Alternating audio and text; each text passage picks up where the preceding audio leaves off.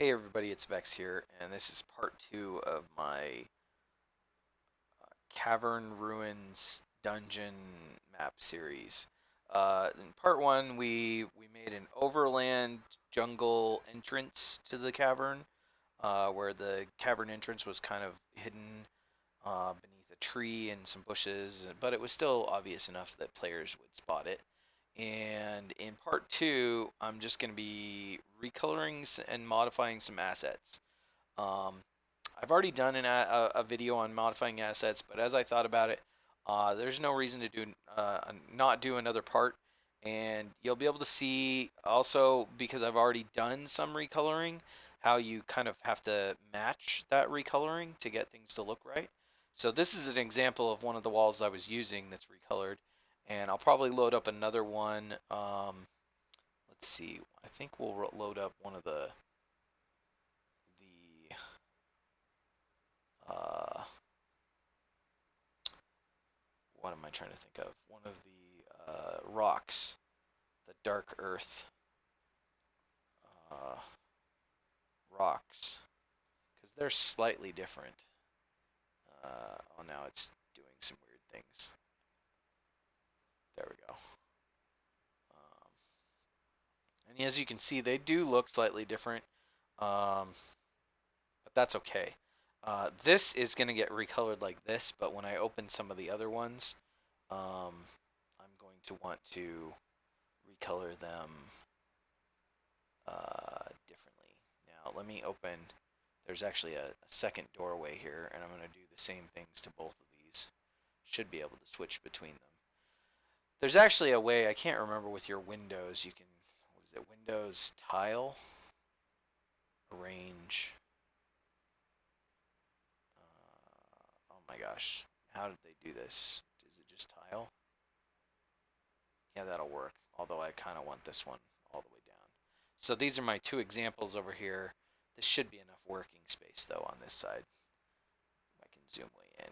I'm working with such tiny things, but I want to take up as much space as I can. That's interesting. This didn't go all the way down or all the way over. Weird. Photoshop can be odd sometimes. So first thing we're gonna do, I'm using the polygon lasso tool, and I'm gonna select. I don't want to recolor the actual door, so I'm gonna select everything around outside of that door. And actually, I'm probably gonna make two variants as well, where the door is missing. Um, Mostly because I don't have one for these like these doorways, and I want one both for the normal gray variety and the dark variety here. Uh, so but first just gonna do the recolored version. So now that I've got that selected, I'm gonna hit Control U to bring up the hue and saturation thing. I'm probably gonna colorize. That might even be the right color right there. No, probably not. It needs to be less saturated. It looks like, yeah, less saturated actually. Let me leave it. I'm gonna leave it at, what was it at? 0? Now 0 would be no color. 25 is a little bit of color. It's probably dark enough. I probably just need to find the right color. It's gotta be back in here though, in the browns, the slightly reds. And it is kind of strange how you kind of just have to play with things. I think I do have to take the saturation down. Let's go down to 15. That's close, but see, it's just so gray. It's not quite. Oh, there we go. I needed it to be a little bit more red. 15, 15. Let's take this down to. That is pretty close. It's not quite there. I think that's it right there. 10. Now this one's zoomed in quite a bit more, so I'm at 213%, while this one's at 100%. So let me see if I can. Will it let me? No, it won't, because we're right here in this. Let me go ahead now that I'm not in this. If I go 236 and actually move this one over so it's closer. Those look, I mean, I'm just basing it off of what my eyes can see, but those look pretty close.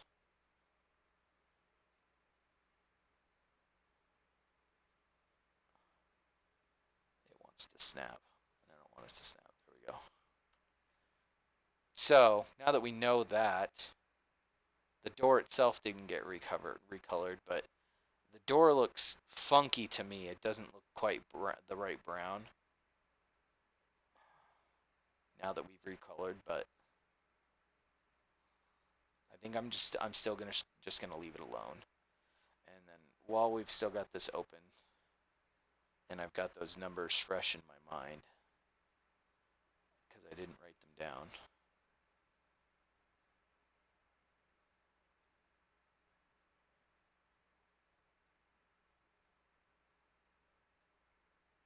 Go ahead and recolor this one too. So we colorized, we went to 15, 10, and negative 60. Okay. And now that we've got these both covered, we're going to go ahead and save them. And so I'm going to do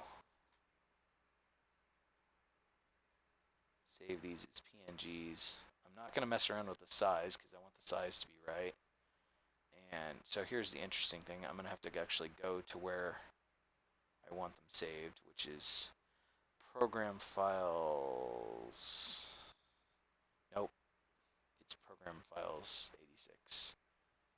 And then down here to Steam, Steam apps, common, Dungeon Painter Studio, data, collections, 2-minute tabletop, and then I'm going to put them in working folder, but I'm going to make a new folder called finished.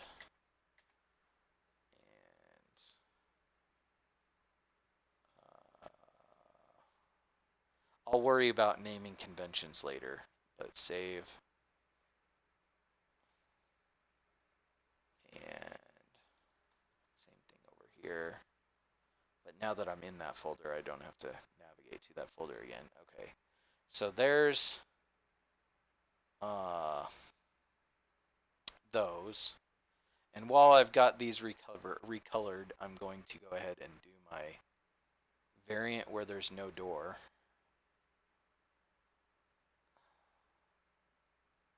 And I'm going to do that by basically just cropping out this little area here. It might look funky though, so I might have to. Yeah, there's kind of a harsh edge there, so the next step is I'm going to get my smudge tool, which is way too big, take that brush way down, like 10. There, that's good.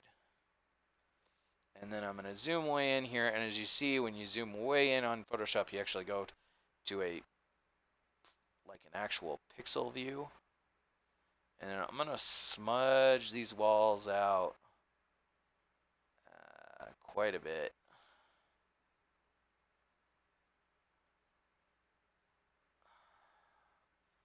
And the reason I want a bigger smudge, like normally I might just do a tiny little smudge, but with this, I want it to feel like it's casting a shadow. And as it is, getting these to fit in at least in Dungeon Painter without going in and then deleting things is going to be difficult anyway. So it's going to require some layering, and you'll see that probably in part 3 of this video when I actually do use these empty door frames.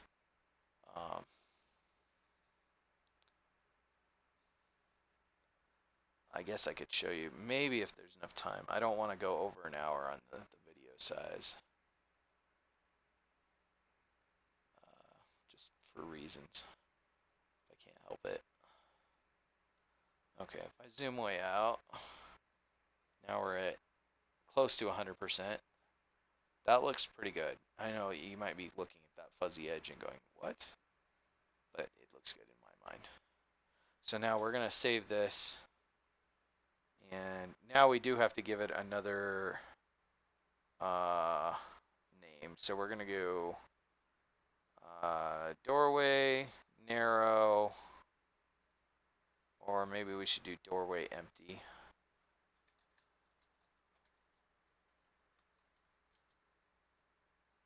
Empty, narrow. Yeah, that works. Okay, as long as we use the same naming convention over here. I'm going to go ahead and instead this time I'm just going to do, no, I'm still going to reselect. Thought I might do select inverse, but I really want to capture as much of this dark, shadowy area as I can and leave that in.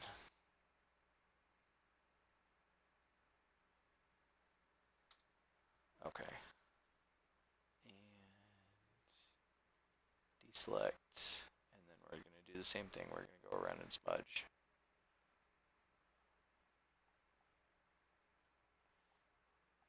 And now you don't have to zoom in, but I prefer to zoom in. I may not do quite as much of a smudge on this one. And to be honest, those narrow doorways, I don't use those as much as I do this one. So I'm going to be probably a little bit more careful with this one. But I don't want such a harsh edge, and I do want a little bit more shadow being thrown unnaturally by these doorways. If you're wondering how I'm scrolling sideways, I'm holding control and using my mouse wheel back and forth. If you just do the mouse wheel without control, it goes up and down. Because keyboard shortcuts are for those of us who really like computers, and generally people who like computers are pretty lazy. So we like keyboard shortcuts. Because moving my mouse all the way down to the bottom of the screen and then scrolling side to side, it's like a baby's toy. And some of you are like, I don't get that reference. That's a Back to the Future 2 quote. When he teaches the kids in the future how to play an arcade game from the 80s. Okay.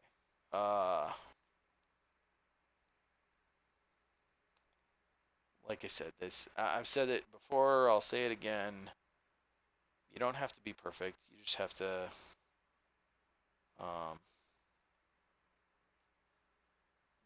be happy with the results yourself, really.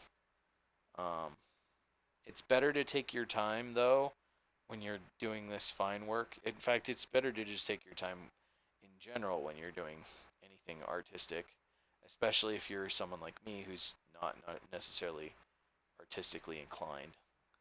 I'm not the greatest artist, but I can work on other people's art and either, make it do what I want to do, or improve it in some way or change it in some way, and that's basically what I'm doing here. So we're going to go ahead and save this one. Once again, we're going to add the word empty right there.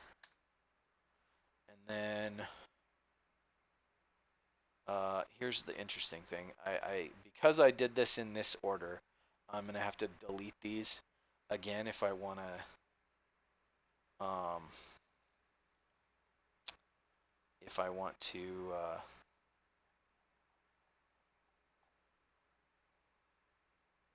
that's interesting. Oh, the history doesn't go all the way back to the beginning. But there is an easy way to go all the way back to where we were, and that is to revert. And we'll do the same thing over here, which it says it's F12. Yeah, it is. Okay. So I'm going to try something different on these ones just to see if it works better. And that is, I'm going to go to the eraser tool, which I usually don't like using the eraser tool too much. Because I find the eraser tool to be Yeah, see, that's too big. It, like when I'm doing erasing, generally I like to, yeah, I still feel like I already got too close to that edge over there. And even now, like right here, I feel like I'm getting too close. I'm gonna have to go smaller. But one of the reasons I don't like using an eraser tool, and I think a lot of artists will tell you, don't use an eraser tool. Do use an image mask. Is because image masks are just more forgiving. But for something this small, oops. See, I should have let go. Oh well, I'll live with it. For something this small, and quick. Now, if you want to really be careful, you just don't click and drag the whole way through on that edge. Now, when here in the center, you can click and drag to your heart's delight. But if you want to be able to just, if you make a mistake, to be able to go back without going back and undoing the whole thing, you want to click and click and click and click like that. And then if you need to, you can undo. The other reason it's annoying to use an eraser tool is sometimes you miss little bits. It's hard to see against that checkerboard background sometimes if there's just a tiny little bit or one little thing, but I'm not going to worry about it too much.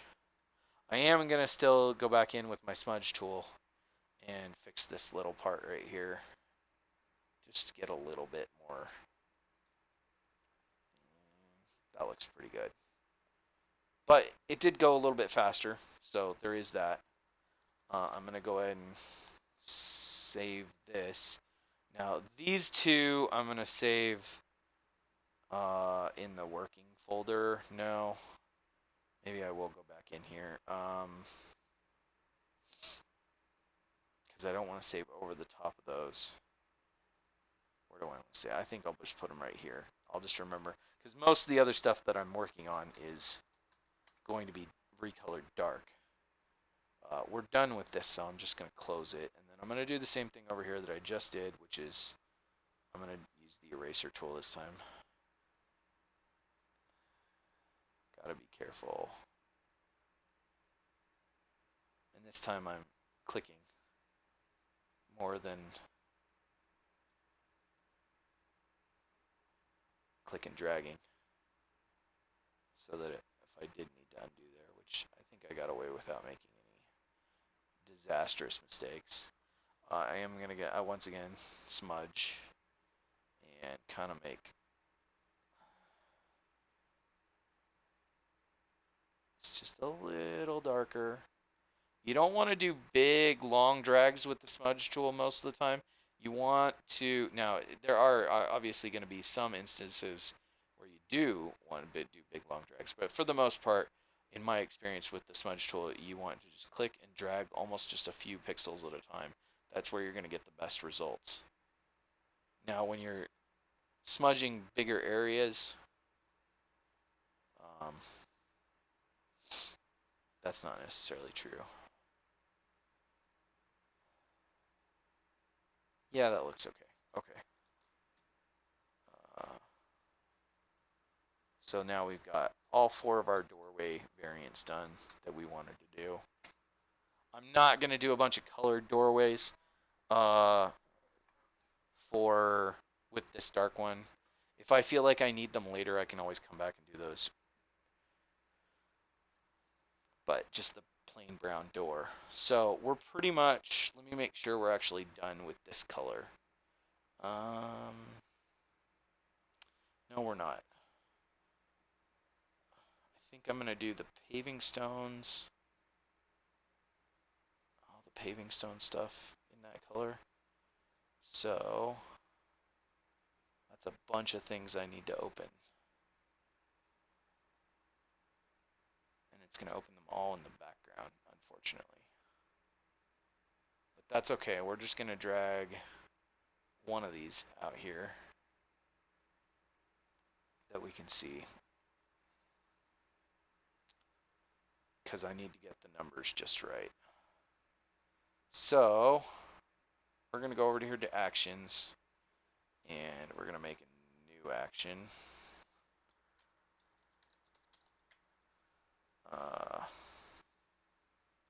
We're going to be matching this color, not this color. Although I do have some assets that I want to match to this color. So we're going to go ahead. We don't need to select an area. I don't think we need to select an area on any of these assets. I'm looking at them on another screen. No, they're all going to get recolored completely. So, oh, wait, hold on. I'm going to start the recording. Or is it already recording? It looks like it's already recording. Yeah, it was. Okay, record. Control U. We're going to colorize. Let's go down to negative. We'll start where we were at the other one. And see, what was it, 15? If that's quite the right color. I think that's close enough. I don't want it super dark. It's okay, it's lighter. I think we are just going to go with this color. I might change it 20, 10, 15. Oops, that's 115. 15. What if we take the saturation up? Now that makes it browner.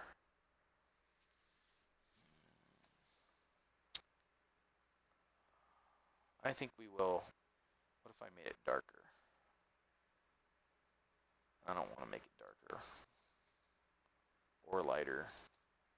I think I'm just going to leave it where we're using the same numbers we were using before. Okay. And then our next action that we're recording is we're going to do file, save as. And we're going to save it as that number or that same file name, but we're going to save it in here. That's okay. And then we're going to close without saving. And then we'll stop recording. Now, can I minimize? Yeah, I can't remember where they go when you minimize them. I'll have to find them again. But now we can go through those, and I set this up. Oops, I didn't set up a function key. F2 is fine. Okay. Yeah, I know. I can't use the cut command with F2 while I'm using this action. Okay, so when I hit F2 on each one of these, it's going to save it, it's going to recolor it, save it, and close it, all using the actions that we just recorded. So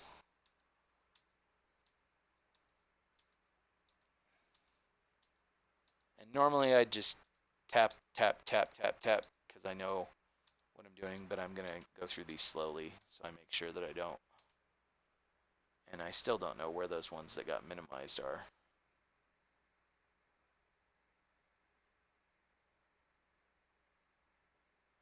The heck does this button do? No, that's the same thing. I have no idea where those ones that got minimized are.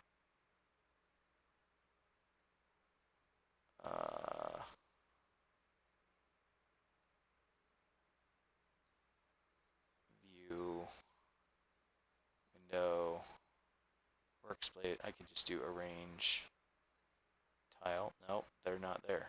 Where are they? New window for. Okay. Oh, there they are. They're both right there.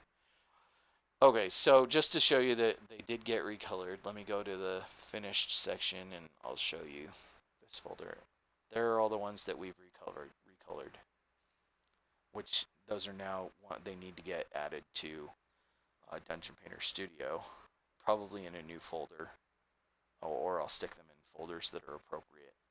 But I also need a copy of these. Oops, in the finished folder. And this isn't even all of our finished ones, but I think this deletes the copy, yeah, from the end of the ones that have copy. And then I think, let's see what this actually is set up to do. Yeah, I last used this for recoloring. So it's going to, replace the .png with comma yellow. I don't want that. I want it with comma dark dirt, because these are all to match the dark dirt.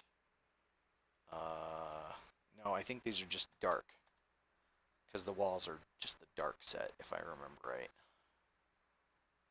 So if I run this batch file, it should have added dark to the end of every single one of those. And then these ones have got some extra dashes because of the way I initially saved them.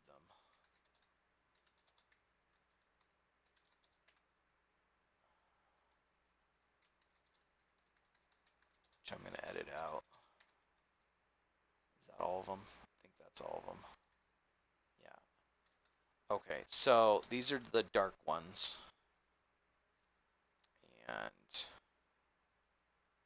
I think now that I've got that done, just going to delete that. And I'm going to rename this folder dark. And then I'm going to make a new folder for, so we're done with all the paving stones, including these 3. And we're done with the doorways. So the only ones we have left are all these. Oh, I missed one. Do I need that? I don't think I need that. I'll just make sure I don't. For my ruins. I don't want to recolor that one anyway. It would be annoying. Okay. So the rest, all the rest we have left are going to match. Oops, not that one. Whatever. I can reopen the one that they are supposed to match. Where's my? Let's see. Those were in the under. Oops, too far down. Underdark terrain tokens. There we go. What we're matching is something like that. Yeah. And where? There we go. And then back over here. New folder. Dark dirt. Because these ones are all going to match the dark dirt. And it actually is going to stick. I need to stick dark dirt at the front, I believe, in order to get them all to line up in the right spot. Which will be interesting, but go ahead and open all of these. And I think I want one of the first few rocks to use as my color match. Make the window a little bit bigger. So I'm matching this color to that color. And we're going to do the same thing. We're going to make a... I'm just going to delete this recolor, because I don't know that it's exactly the same recolor. And if you haven't used macros in Photoshop yet, they are super useful. So once again, we're going to start with the recolor. We're going to colorize. Oops, I'm on the wrong one. On the wrong image. Let's try that again. Control U.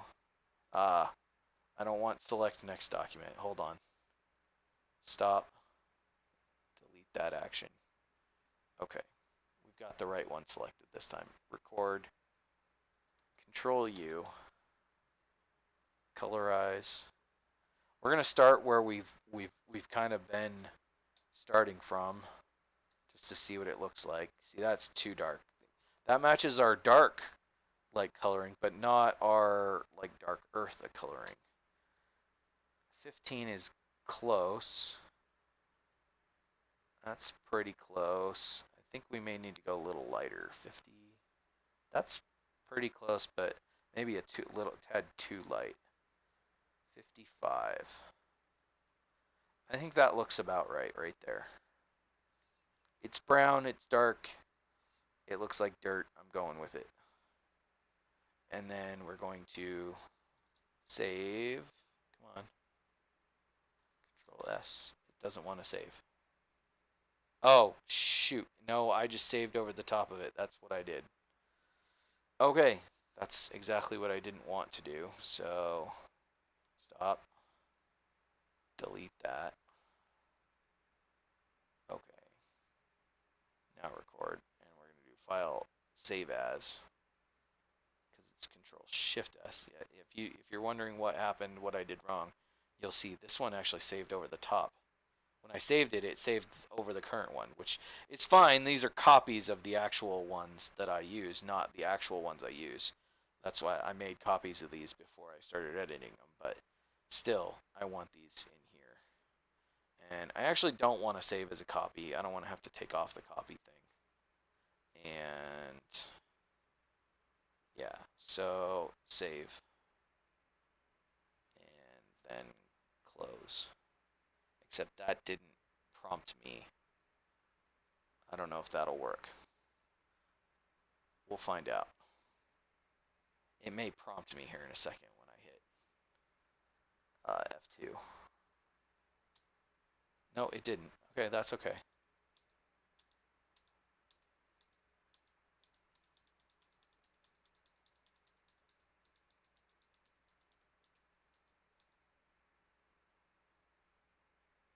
I must have hit it one too many times. Okay, so if we go into dark dirt, there we go. Now, here's the problem. That one's already labeled dark dirt. Oh, I didn't mean to redarken it. I don't need that one. So my macros might not work. This macro or batch file probably won't work for what we're trying to do here.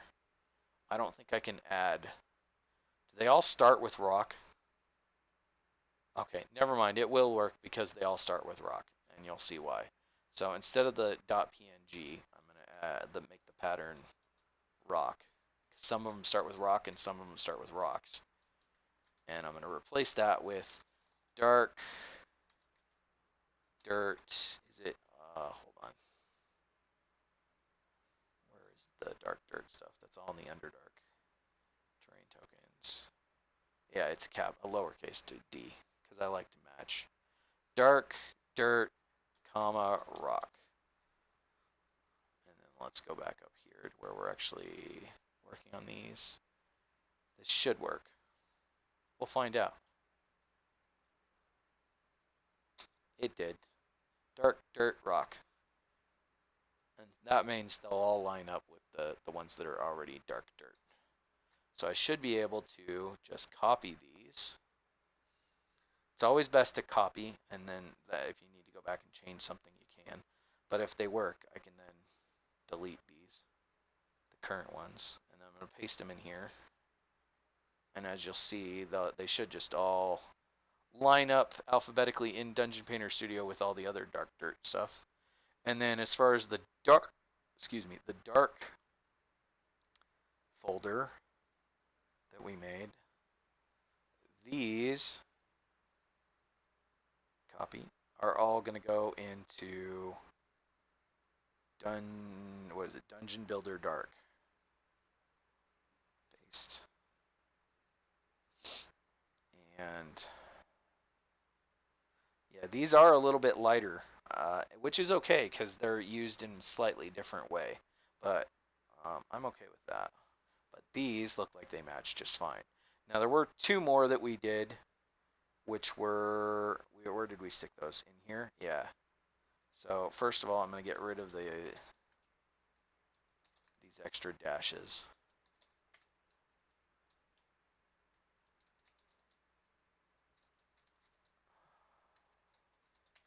And then I'm just going to go ahead and move these. So I'm going to do a cut. And then I'm going to put them in the doors and floors. Now these are all in folders. So I have no idea if they should just line up just right. I don't know why. But they should look just like those. They're the exact same files sizes, so. But we'll find out. So we're going to go ahead and close this. And we're going to reopen Dungeon Painter Studio so that it can re-access all of those assets. You cannot add assets in the way that we just did to Dungeon Painter Studio. Now, if you want to add them while Dungeon Painter Studio is running, that's when you use that add to collection, add custom art to collection folder. So to test these out, we might as well load up our level 1 of that we did in part one, and it'll take a moment to load that, and I'll full size the screen once it's done. And there we go. So let's test out one of those doorways. Oops, I don't want to export. I don't know why I clicked that. Objects.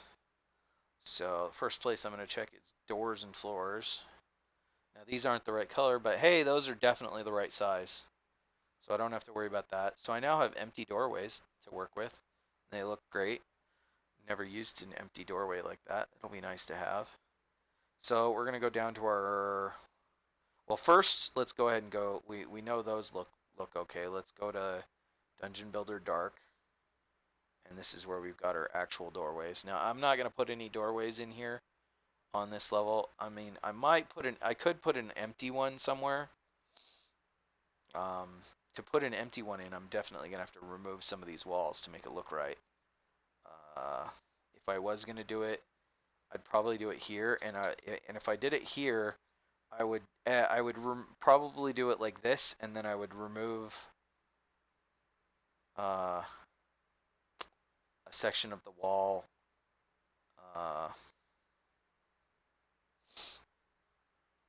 In Photoshop, and I can show you how I do that. We'll go ahead and do that. It's kind of a complicated process, but you'll understand how I did it. So we add that, but I also want to add some more like crumbling rock and things, which is why we made these dark dirt, underdark rocks and things. And these all look like they match. Oh yeah, they look great. That's a little big. I'm gonna use slightly smaller. I like this big rock, but let me get some random angles going on. Oh, did I not lock the scale? 75% looks pretty good. That.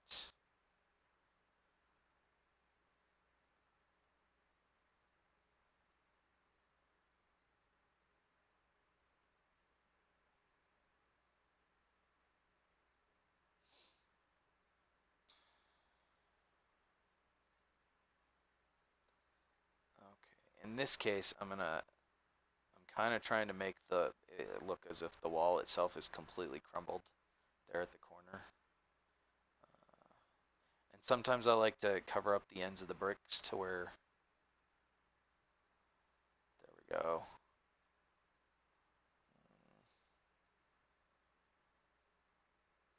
And it's okay to stick some of these darker rocks in with the others. It makes it look interesting. Although they are really small, I might want to increase my size a little bit before I do too many more.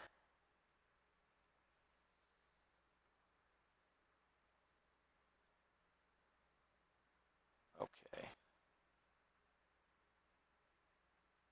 That's probably pretty good. That looks good to me at least. Okay, so let me go ahead and group all of those. We're just going to call these rocks. Okay, so we've got our empty doorway there. These are our ruin walls. I'm going to go ahead and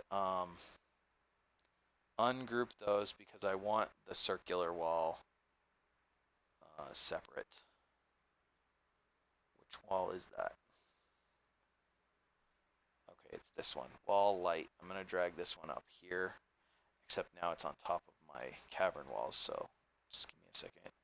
These are ruin walls.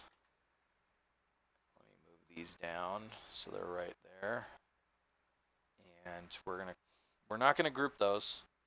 So here's what we're gonna do, and I'm just gonna do one export version of this just to speed this up. And after we're done doing this, this will be the end of part 2. There will be a part 3 where I make the next level of the dungeon. You know what? We aren't finished with this yet, so hold on, because I did say I wanted to add some sort of lantern or light source, as if the kobolds that patrol this area have lanterns or torches that they light in this area. So we're gonna go to furniture, which is where our light sources are, and in the future, I'm going to be making some more of my own light sources because I don't really like this limited selection that I have to choose from, and I'm going to be making them in the dungeon or in the 2-minute tabletop style.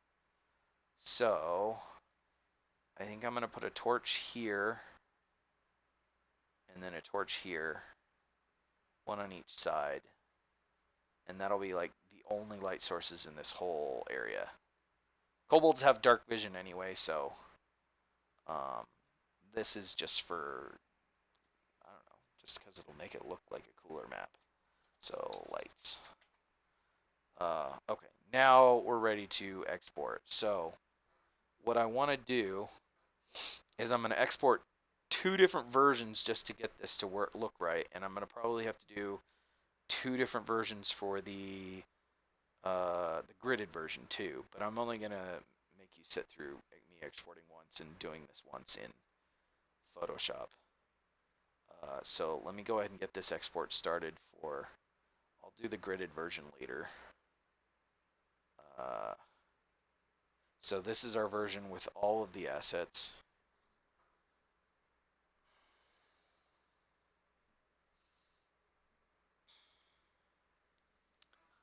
And what I'm going to do is I'm going to export it once with that circular wall on, and then I'm going to export it once with the circular wall off. And then in Photoshop, I'm going to delete just a part of one map while the other one is beneath it. And so the other map will show through. You'll see what I mean. And I didn't even check if this was the right size map. If I had the right area selected. I guess I'll do that here in a second. So I assume that was the right area. 33. 1, 2, 3, 4, 5, 6, 3. Yeah, it looked like it was, and should be 20. 20 by 3. I think that's what it exported. I really didn't. Sometimes I forget to look. Okay, so now I'm gonna turn that circular area off. Yeah, it's the right area.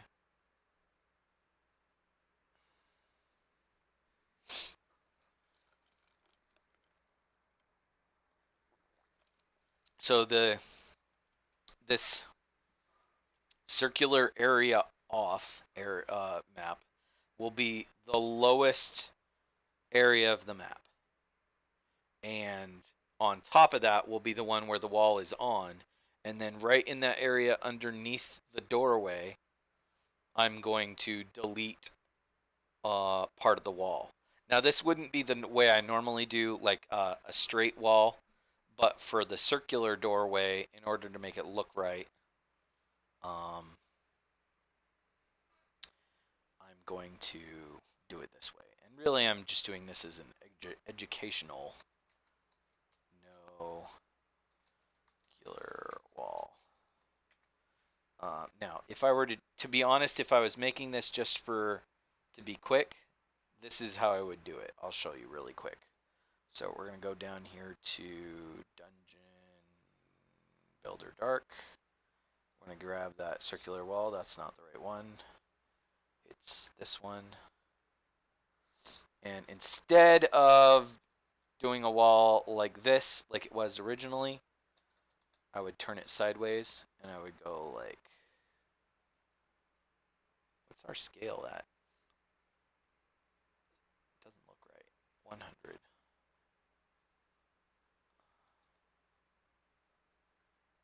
Huh. Still doesn't look quite right. Maybe I did I don't know, whatever. But I'd probably have it go like that, and then like that. Move these down here, and then I could even cover these up with more of that dark gray. That's the easy way to do it. It still looks like a circular wall, although it looks like you can tell it's got more of an oval shape. But still, that's how I would do this if I was doing it the easy way. But for educational purposes, we're going to do this the hard way. So over here in Photoshop, uh, where are we going? We're going to DPS, Tomb of Annihilation Part 3 Originals. So first we're going to open up the circular wall, and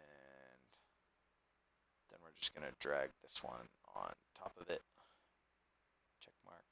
Okay, so now on this level, get my eraser tool. Oh, I want this to.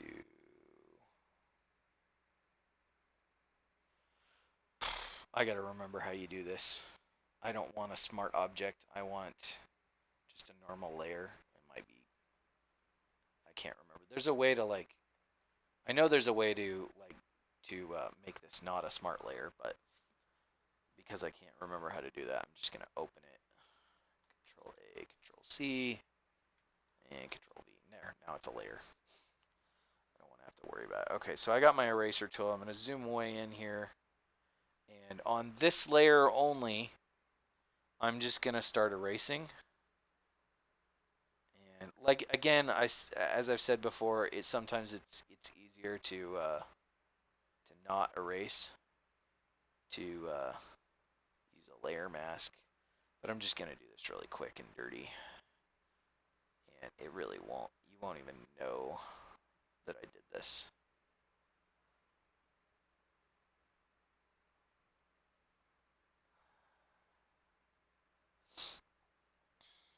And there you go.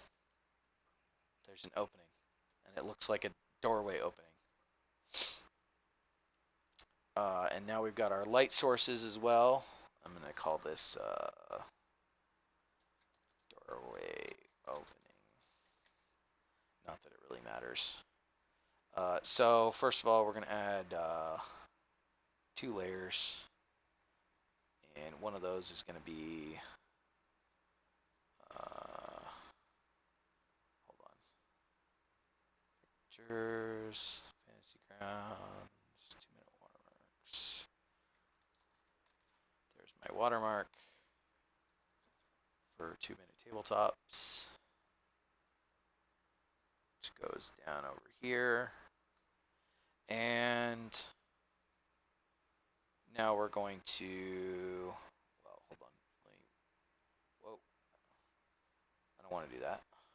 Oh, it's because I've got this set up as, let me delete that action because we're not using it anymore.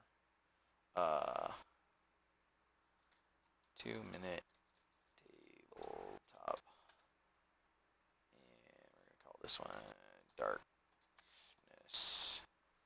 And turn the opacity to 50. Get our black and our paintbrush tool. And now it's dark, but it's too dark, so we need to do a layer mask. Get our paintbrush tool. Yeah, HB Rush Final. And sure, we'll use that brush size. And we're going to do both of these lights at the same time. They should go all the way around this pole for the most part, but there will be a small area on each side where there's like a little bit of a shadowy area. So, but not a hugely shadowy area. So on our first pass, we're going to go all the way around. And we're going to hit the top of the wall a little bit, but leave the inside of that wall unhit. And then we're going to go out to here, a little bit through the doorway because that's fun.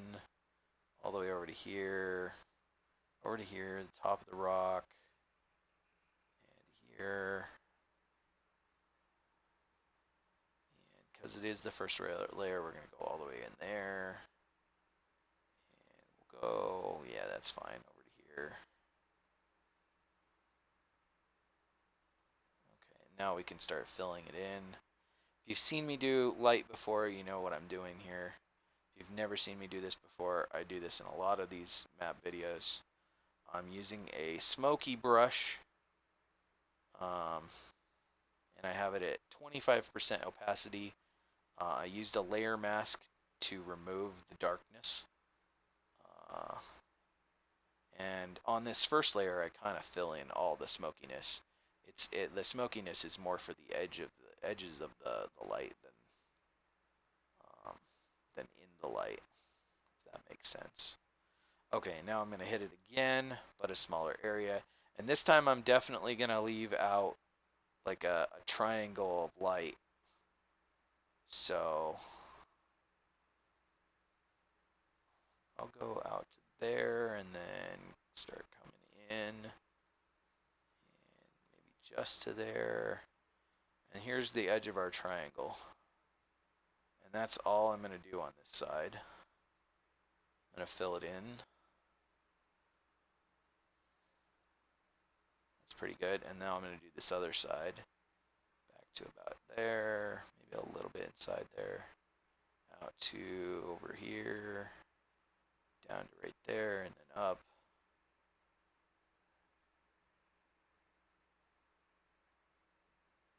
Okay. Now an even smaller area.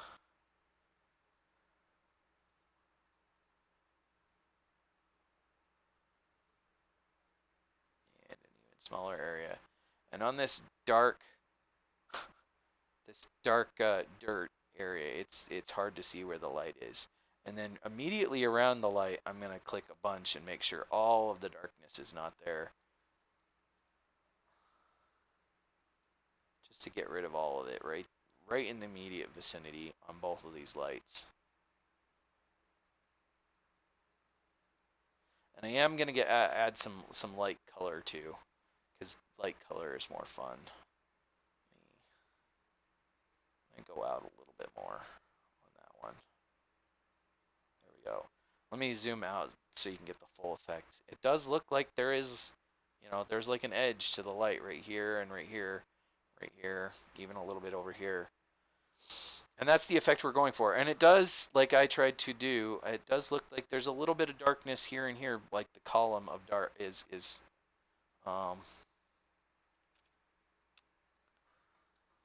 we'll call this lantern light color.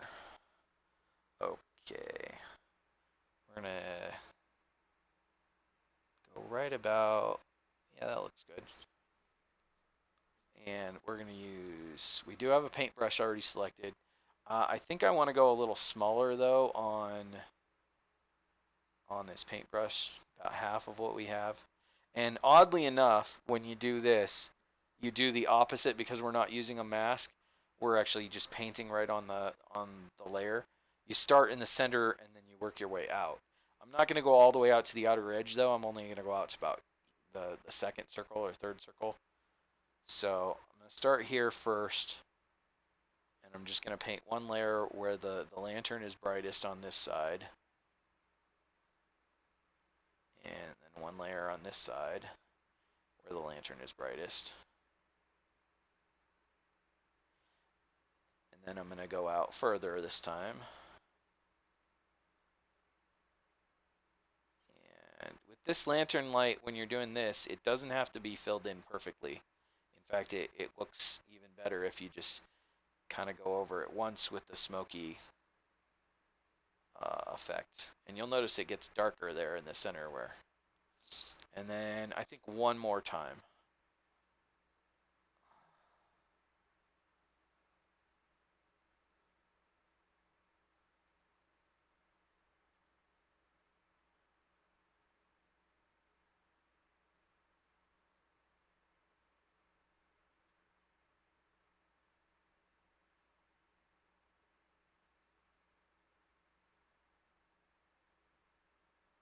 Oops. And I hit that edge and my hand slipped just a little bit. So I'm going to start down here this time so that doesn't happen again.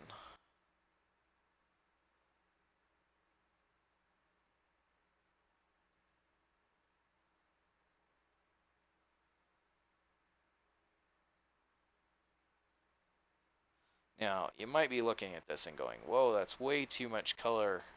And you're right. Because now that I've done this, now I'm going to go over here and I'm going to hit the opacity. And I'm just going to slowly take it down until I think it looks right. Usually around 50% is right. get a little bit of light glow, but you see the light still going out here. And the reason I like to do this, the reason I also like to use the smoky effect rather than some of my older maps, I used just a soft brush. Is I like the idea of, I mean, we're talking about fire because it's either a lantern or it's a torch or it's a candle. Um, Very rarely in D&D are you going to see something like an electric lamp. Um, so I'm wondering why my 2-minute tabletop thing looks so dark.